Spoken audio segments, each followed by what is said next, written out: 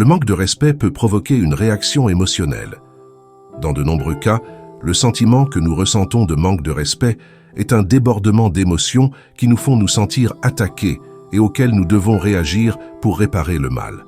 Cependant, ces sentiments nous éloignent souvent de nos valeurs et nous amènent à agir d'une manière qui ne représente pas la personne que nous voulons être, nous donnant souvent l'impression d'être incertains lorsque nous permettons au comportement des autres de susciter une réaction de notre part.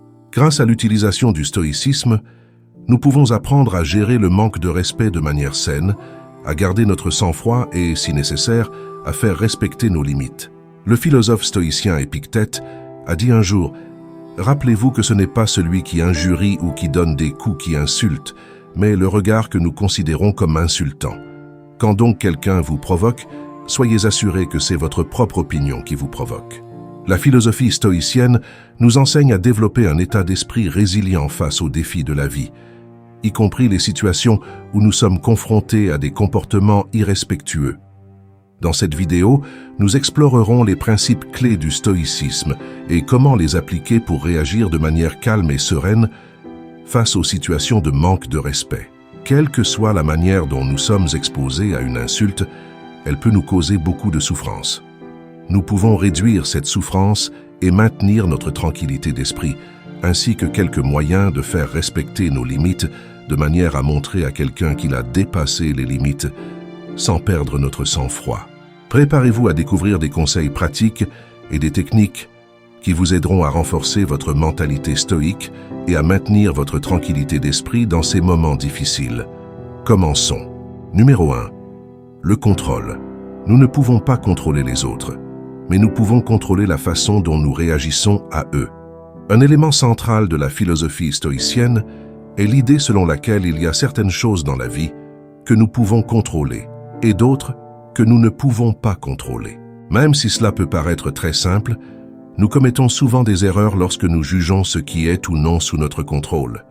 Ces erreurs nous font souffrir. Nous souffrons lorsque nous consacrons notre énergie à des choses qui, quels que soient nos efforts ou nos sentiments forts, ne changeront pas malgré nos efforts. Cela peut provoquer des sentiments d'impuissance, d'inefficacité, d'amertume et de mépris. Nous souffrons lorsque nous n'assumons pas la responsabilité des choses qui relèvent de notre responsabilité, à savoir nos pensées, nos croyances et nos actions. Cela peut nous amener à blâmer le monde ou les gens qui nous entourent pour notre comportement, sans jamais comprendre que c'est nous qui choisissons notre façon de penser et d'agir. Épictète a dit « Certaines choses sont sous notre contrôle et d'autres non. Les choses sous notre contrôle sont l'opinion, la poursuite, le désir, l'aversion, et en un mot, quelles que soient nos propres actions. » Lorsque nous pouvons comprendre la nature du manque de respect à travers le prisme du contrôle, nous pouvons recadrer l'offense d'une attaque personnelle à un événement externe, ou simplement une autre personne exprimant une opinion que nous pouvons choisir d'ignorer. Nous pouvons alors nous concentrer sur notre réponse plutôt que sur ce que l'autre personne a fait, et ce faisant, réfléchir délibérément à la manière dont nous avançons plutôt que d'agir de manière impulsive.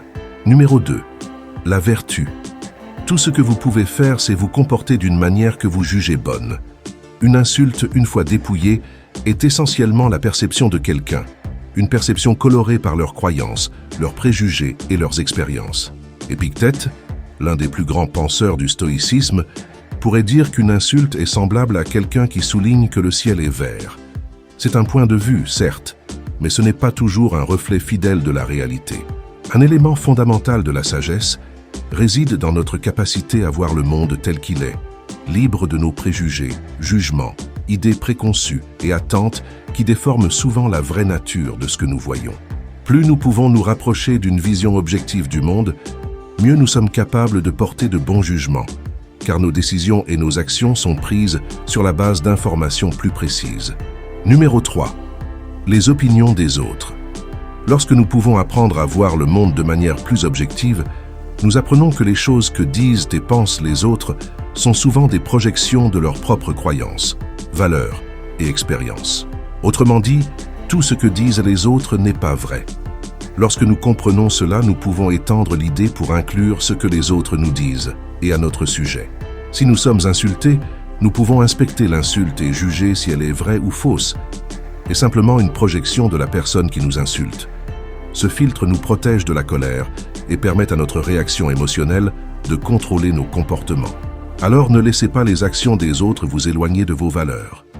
Il est très probable qu'ils projettent simplement leurs propres expériences sur le monde qui les entoure. Nous pouvons même apprendre à en être reconnaissants. Si quelqu'un, par une insulte ou un commentaire, souligne quelque chose que nous avons mal fait, ou un comportement que nous avons qui n'est pas constructif, nous avons l'occasion de réfléchir que nous n'aurions peut-être pas eu autrement. Épictète a dit un jour, « Si quelqu'un vous dit qu'une certaine personne dit du mal de vous, ne vous excusez pas de ce qu'on dit de vous, mais répondez, « Il ignorait mes autres défauts, sinon il ne les aurait pas mentionnés seul. » Numéro 4. Les frontières. Cela étant dit, il y aura des moments où les gens outrepasseront nos limites et nous devrons les faire respecter. Fixer et maintenir des limites saines est essentiel pour notre bien-être, notre respect de soi et le maintien de relations équilibrées. Les limites nous empêchent d'être exploités, protègent notre estime de soi et nous permettent généralement de maintenir nos valeurs et de ne pas faire de compromis sur ce que nous croyons être juste. Voici quelques façons de nous aider à maintenir nos limites. Restez cohérent. Une fois que vous avez défini une limite, soyez cohérent en la respectant. La cohérence envoie le message que vous êtes sérieux quant au début et à la fin de cette frontière. Entraînez-vous à dire non. Nous devons apprendre à être à l'aise pour dire non aux demandes ou aux situations qui compromettent nos limites. N'oubliez pas que dire non est une phrase complète et ne nécessite pas toujours d'explication. Réévaluer et ajuster. À mesure que nous mûrissons et grandissons, nos limites devront probablement s'ajuster avec nous. Évaluez-les régulièrement pour vous assurer qu'ils correspondent à vos besoins et valeurs actuelles. Évitez de trop justifier. Même si vous pouvez fournir une explication, évitez de trop justifier ou de trop expliquer vos limites. Votre confort et votre bien-être en sont une raison suffisante. Préparez-vous à la résistance. Il peut très bien y avoir des cas où les gens résistent ou réagissent négativement lorsque vous fixez des limites. Cela est particulièrement vrai s'ils étaient habitués à profiter de leur absence. Restez ferme, restez cohérent, réitérez votre position et prenez vos distances s'ils continuent de ne pas respecter vos limites. Marc Aurèle a dit « Je me suis souvent demandé comment il se fait que chaque homme s'aime plus que tous les autres hommes, mais accorde pourtant moins de valeur à l'opinion qu'il a de lui-même qu'à celle des autres. » Nous vous sommes infiniment reconnaissants d'avoir regardé la vidéo jusqu'à la fin. N'oubliez pas de vous abonner et d'activer la cloche de notification pour plus de vidéos quotidiennes.